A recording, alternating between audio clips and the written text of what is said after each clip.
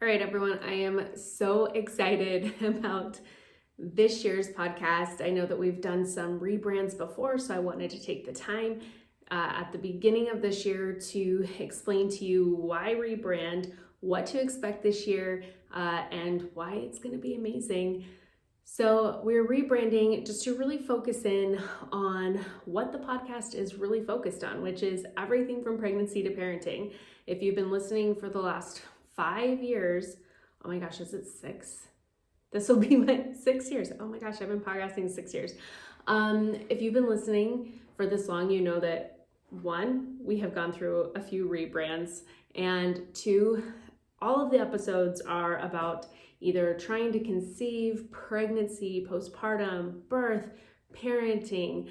We really try to focus on all of that because that's the season of life I'm in. That's also what I'm passionate about. And I just love learning and educating others about those as well. The experts that come on have taught me so much.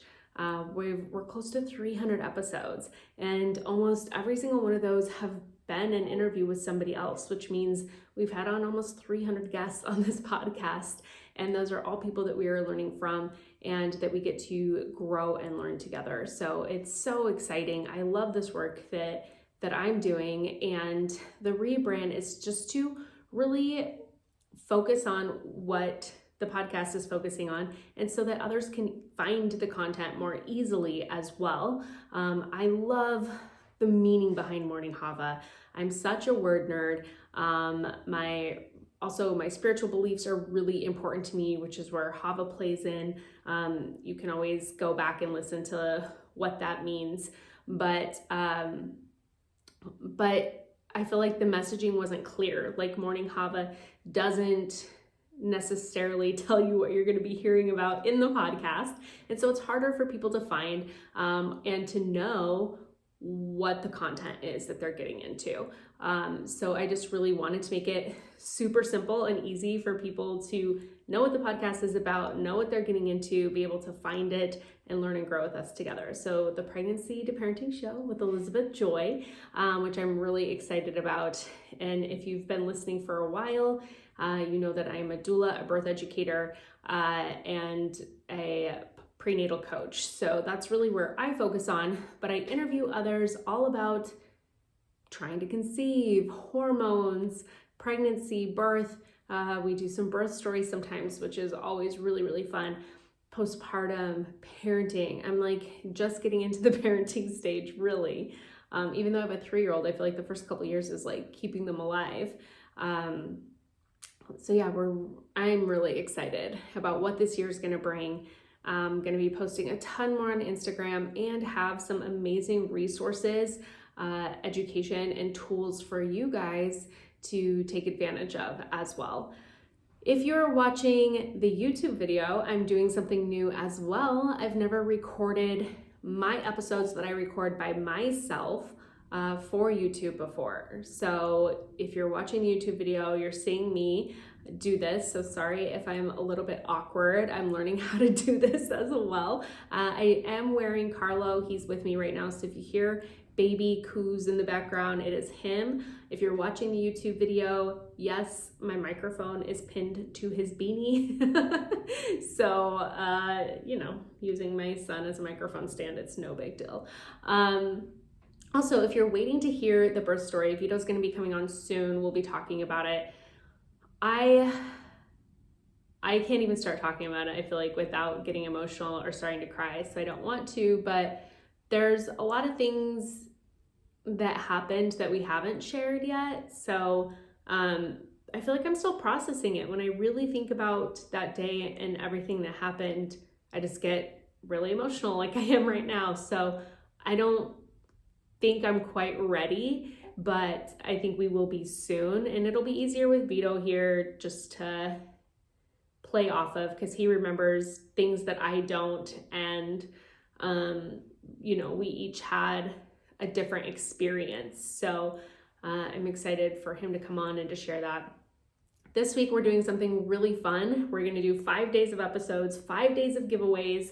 to just celebrate the rebrand and everything that the podcast is doing and going to be this next year. So I'm really, really excited for that. The giveaways get better throughout the week. So make sure that you stay tuned. They're not going to be super long episodes. They're going to be just very quick and just have jam-packed information for you. That's another difference that's going to be this year. There is going to be some longer interviews in here. Once I start talking to some people, it's just like you just are learning so much and the content is so good. So you just want to take advantage of having this expert there and asking them as many questions as you can. So I do have some longer episodes, and then I am going to be doing some sweet short episodes that just have a ton of information that are easy for you to go to listen to search for that topic and be like, I'd like to know more about weight gain and pregnancy. Oh, here's a 20-minute episode about it. So it'll be really, really easy for you guys to find that content and to listen to it and get some great information that you can digest, that you can talk to your provider about, that you can just really think about, because there is a ton of misinformation out there, but there's also an evolving world, right? Like as we learn more and they do more research and studies and information comes out, and now we're connected to people around the world. So we're like, oh, this is how people birth in these other countries. Oh, really? You don't do this thing over there? That's weird. I wonder why they do it here.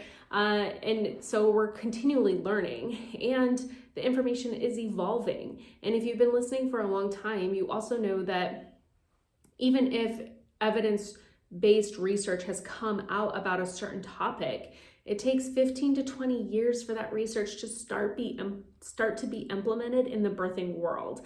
And so our birth system is 2 decades behind what research is showing us about everything, about eating and drinking in labor, about just evidence-based practices so that you can make the best decisions for yourself.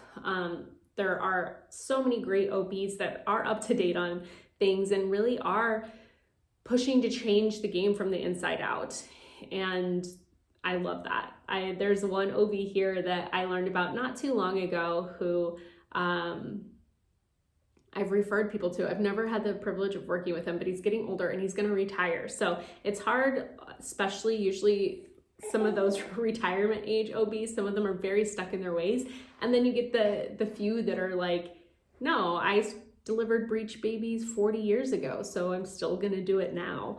And they've seen it happen and they know that they can safely do it, or they can safely try. And if it's not a safe situation, then they know how to intervene and to make sure that mom is safe and baby is safe. So it's really cool just to see the changes and to meet more people who are advocating for the change, but a lot of it does have to come from the outside in.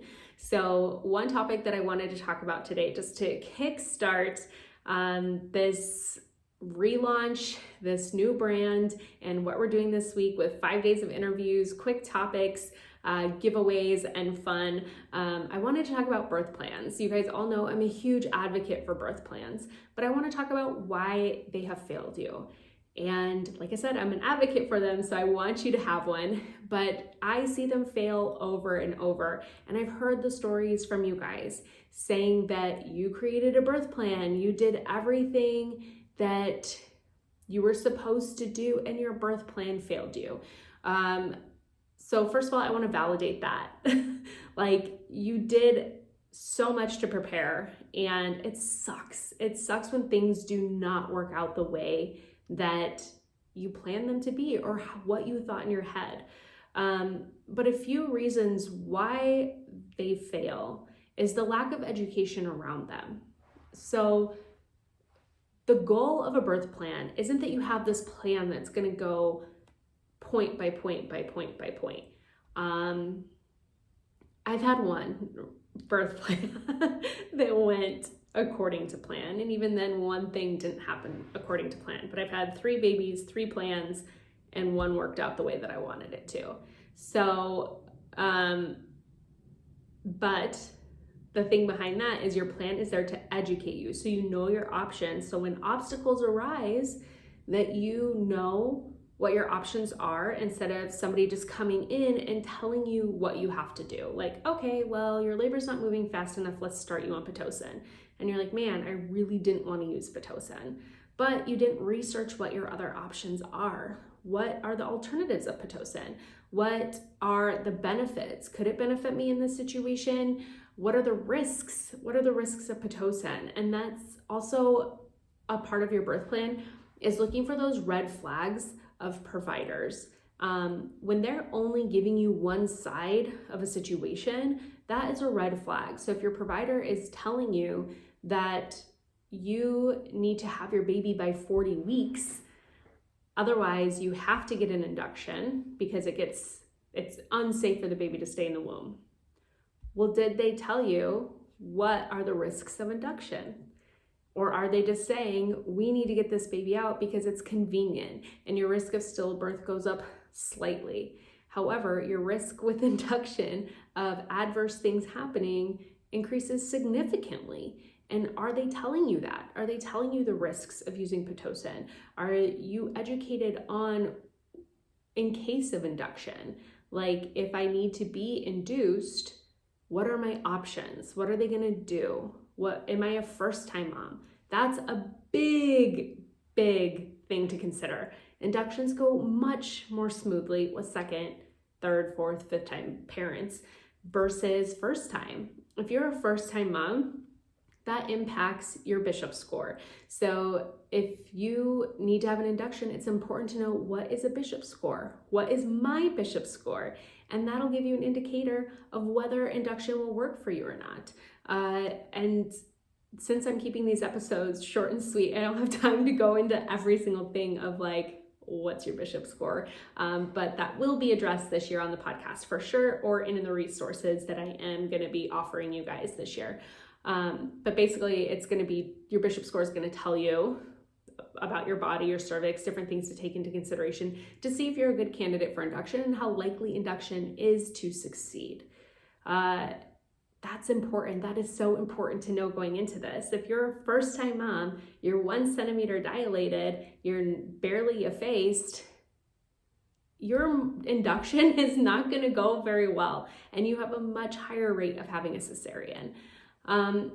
So that's another reason why birth plans don't necessarily work, because we don't know all the information behind it.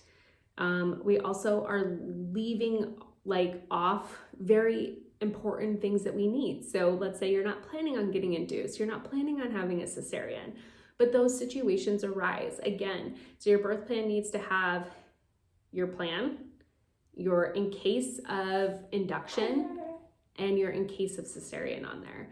The in case of induction is going to take you down that bunny trail of, what if I do need to be induced? What are my options? Because the induction rate is like crazy. It's way over 50%. So chances are you're gonna be offered an induction during your pregnancy at some point, especially if you are birthing in the hospital system. So it's important to know what those options are, what the research says behind it, what is evidence-based, and then you make the informed decisions. Another red flag of a provider is them playing the dead baby card. Them saying, if you go past 40 weeks, your baby's gonna die. If we don't start you on Pitocin, your baby's gonna die. If we don't do this one intervention, your baby's gonna die. That's a huge red flag. Like being fear-mongered into decisions and playing on your emotions to make one is a big red flag versus presenting evidence, presenting him saying or her saying, if you go past 40 weeks, here are the risks that arise. If if we decide to decline this intervention, here are the risks that could potentially arise. But again, you also have to know the risks of the intervention. Here are the risks when we are going to introduce Pitocin. Here are the risks if we do an induction. So that's where birth plans fail, is that they don't have all the parts in them that they need and all the research behind them that you need to know in order to make the best informed decisions for yourselves and not have somebody making them for you. I definitely believe in collaborative decision making for sure. I'm not saying you just bark orders at your provider. I think talking things over and having a collaborative discussion is really great if you have the right people on your team. If you have the right team surrounding you, supporting you, encouraging you, wanting what you want, not just saying, oh, well, this is what I do, this is how I do it, and that's it. So I think that is very, very, very important. Also, another reason why birth plans fail is if you're wanting a certain kind of plan, there's preparation that needs to happen for that to happen. So what I mean by that is if you're like, I'm going to plan an unmedicated, intervention-free birth, but there's no prep work behind it, the chances of that happening are really, really slim. You do have to take a birth course. I would highly recommend taking a birth education course, learning about your body, learning about labor, learning about what is going to happen. Because if you say you want an unmedicated intervention-free birth, and let's just say labor starts, it's your first baby, and you go to the hospital right away. And the longer you're there in the hospital, the longer interventions and other things are going to happen and arise versus laboring at home for a while. If your water breaks and you don't know the information around that, you're going to end up not having an intervention-free birth if you don't know what your options are. Most people say, my water broke and I didn't start labor within a couple hours, so I had to go in and be induced. That is not evidence-based at all. So you do have to know your options when it comes to having an intervention-free birth or a non-medicalized birth, because you're going to be presented with interventions when you're in the hospital setting. So you have to plan physically, you have to plan informationally, and you have to plan mentally. What mental prep work did you do for this? Did you do a hypnobirthing class? Are you doing listening to guided meditations online? Are you trying to get your mind right? Because mindset is huge when it comes to birth, and especially if you're trying to have an unmedicated birth, because it's not easy. I hear the people that say you can have a pain-free birth, and I'm not doubting that can happen.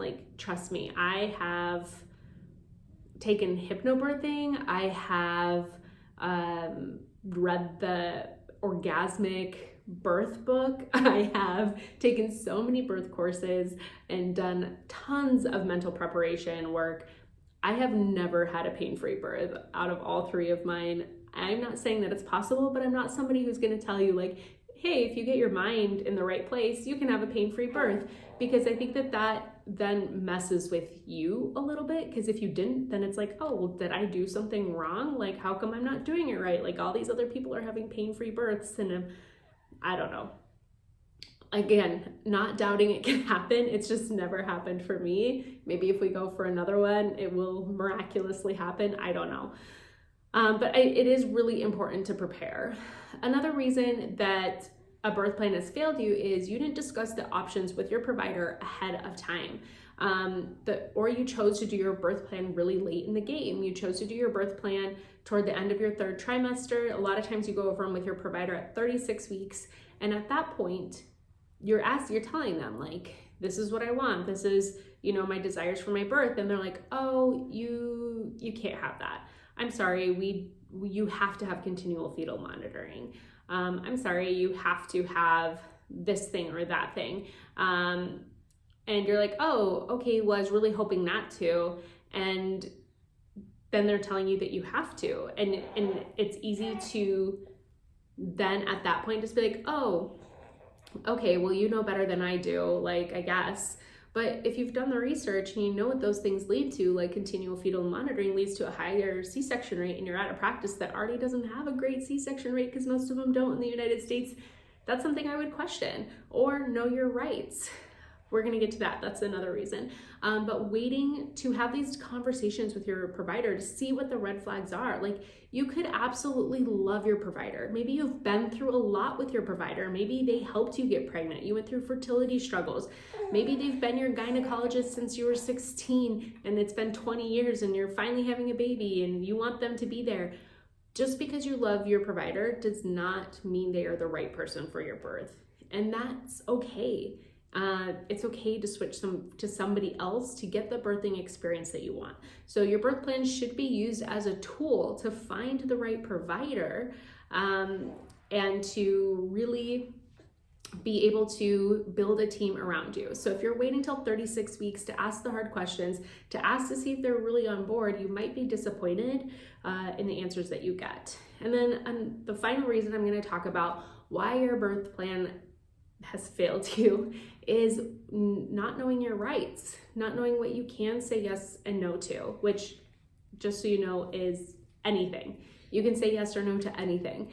And that's also where it gets really, really hard, because fear-mongering in the medical world is huge. I've seen it in the birth world so many times.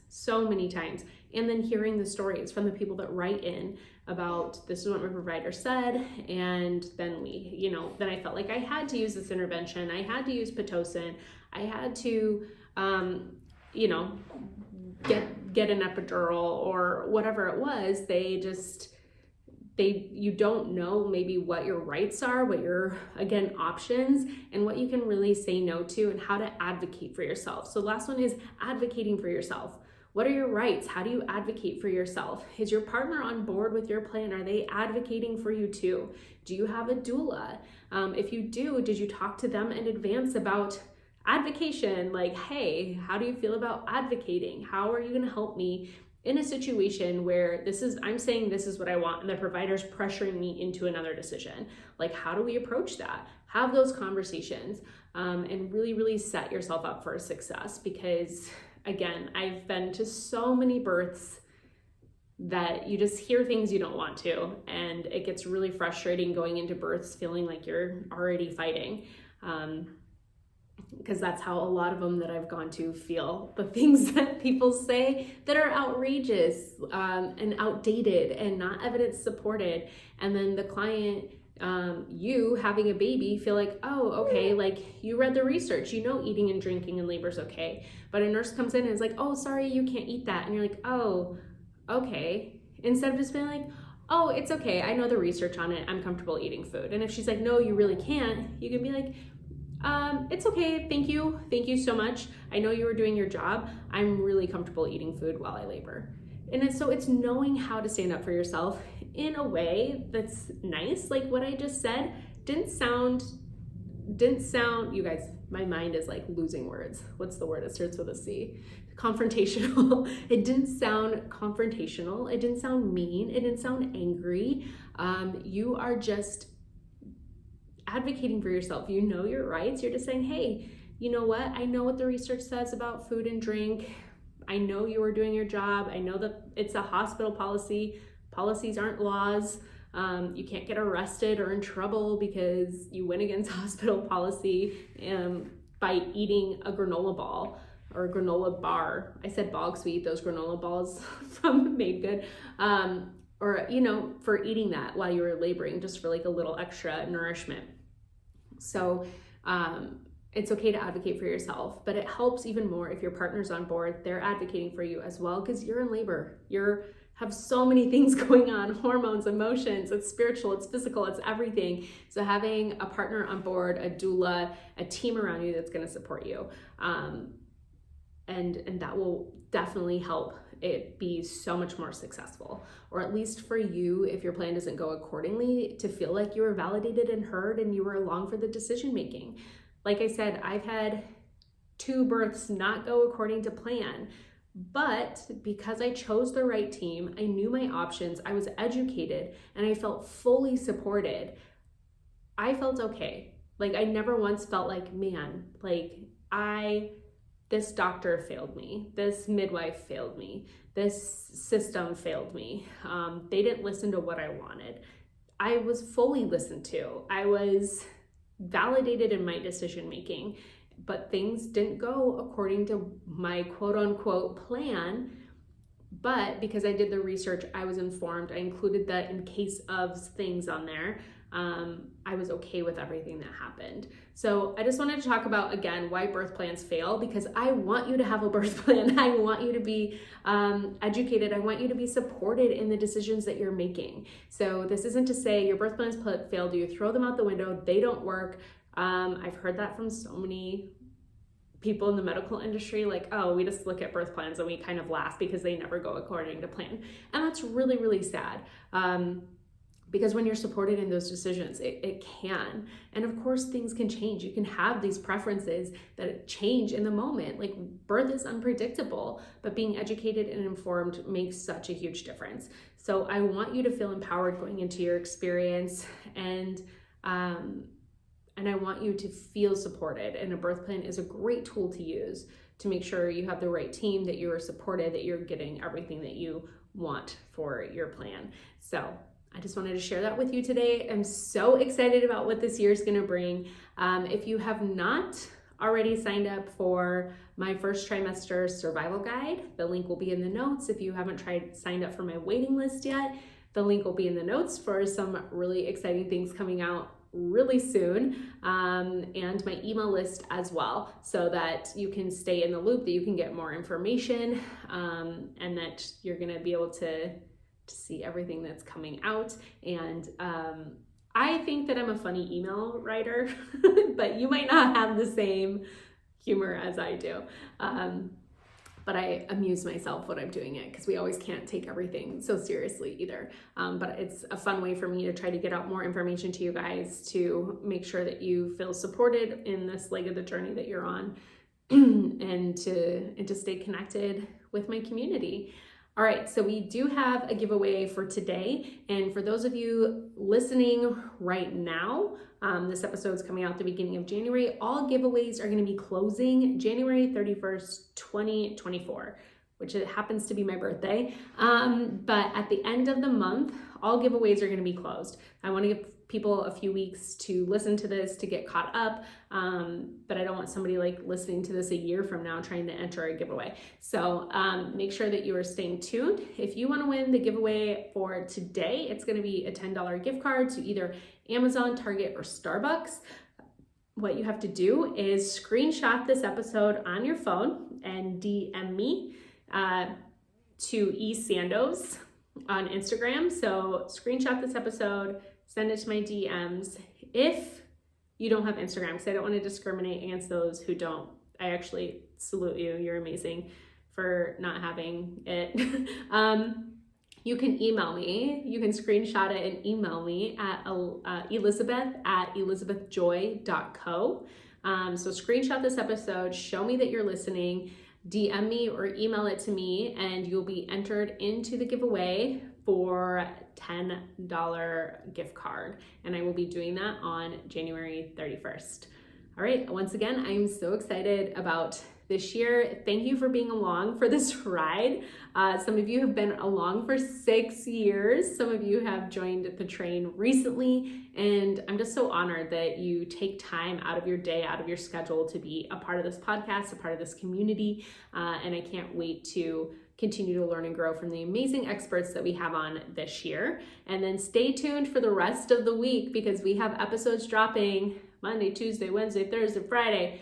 And then next week, coming out with just some great content for the new year. I interviewed somebody on time management, on organization, on scheduling. She's a mom, and she just has a heart for helping moms try to do as much as we can when we can, but without feeling overwhelmed, which I know is something, if you're a mom, every single person has dealt with.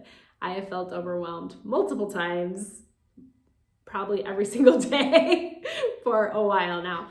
But I am excited to actually re-listen to that podcast, because I interviewed her a few months ago and she just has so much great information to share. So I hope that you have a good rest of the day. I will talk to you tomorrow when you tune into another episode. And don't forget to follow me on Instagram, which will be in the show notes, to follow the blog, email, all of that. And you can always check out my YouTube videos as well if you would rather watch the content, watch me interview guests, or when I'm by myself, watch me be a little bit awkward. All right, we'll talk to you later. Bye.